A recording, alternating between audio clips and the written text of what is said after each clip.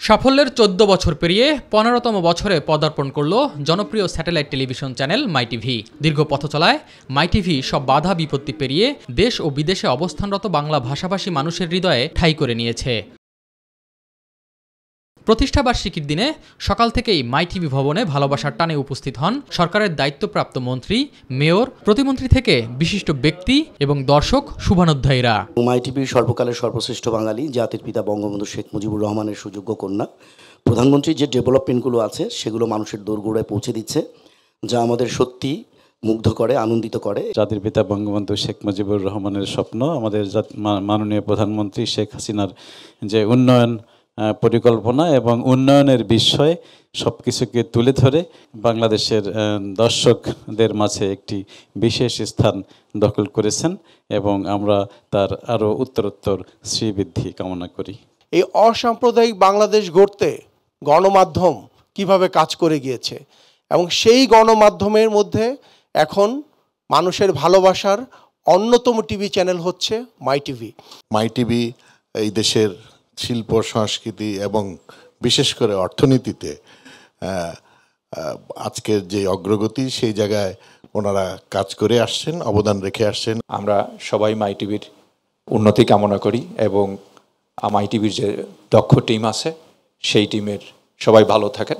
অভিনন্দন 15 বছর as well for your 15 years. Congratulations. I wish my TV will greater and bigger, and more China people will look Bangladesh from my TV.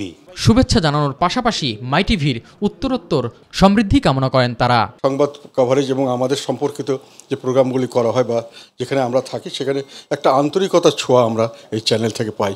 সংবাদটাকেও যেরকম করে সুন্দরভাবে পরিবেশন করে, ঠিক অনুরূপভাবে সকল ধরনের কালচারাল প্রোগ্রাম, বিশেষ করে পুরনো দিনের যে সিনেমা যেগুলো আছে বিশ্বব্যাপী এবং দেশের মধ্যেও কোথাও কোথাও কখনো কখনো যে অপতথ্যের যে বিস্তার ঘটনার অপচেষ্টা করা হয়, ডিসইনফরমেশন নিয়ে, যেটা আমাদের গণতন্ত্রের জন্য উন্নয়ন, অগ্রগতি এবং এগিয়ে যাওয়ার জন্য অন্তরায় বাধা, তার বিপক্ষে অন্যান্য গণমাধ্যম সহ মাই টিভি এখানে নেতৃত্বে ভূমিকা রাখবে, সত্যের পক্ষে এগিয়ে যাবে।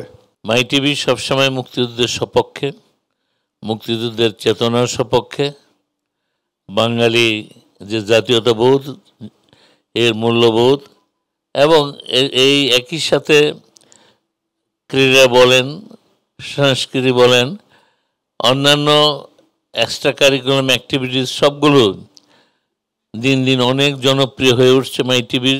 মুক্তিযুদ্ধের চেতনা ধরে রেখে মাই টিভি গণমানুষের কথা বলা অব্যাহত রাখবে বলে জানান প্রতিষ্ঠানের চেয়ারম্যান ও ব্যবস্থাপনা পরিচালক নাসিরউদ্দিন সাথী। দেশের মানুষের পাশে দাঁড়িয়ে তত্ত্বশক্তির মাধ্যমে আমরা কাজ করে যাচ্ছি। আমাদের জাতি যাতে মাথা উঁচু করে আরও বলিষ্ঠভাবে দাঁড়াতে পারে সেই চিন্তা করি আমরা সামনের দিকে মাই টিভি পরিবার সকলে মিলে কাজ করব।